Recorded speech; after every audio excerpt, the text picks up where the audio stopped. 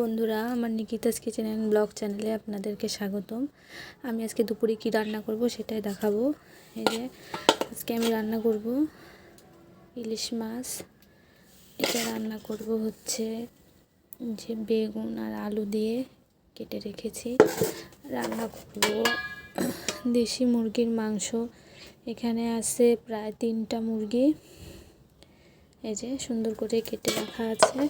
আর এখানে আমি বেটে রেখেছি পেঁয়াজ, এই যে এখানে আছে জিরা আদা বাটা, আর এখানে আছে কিছু বাজার। এখানে কি কি আছে দেখি।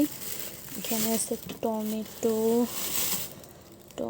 আছে, লেবু আছে, শসা আছে, আর আছে আলু। এগুলো সালাদ হবে।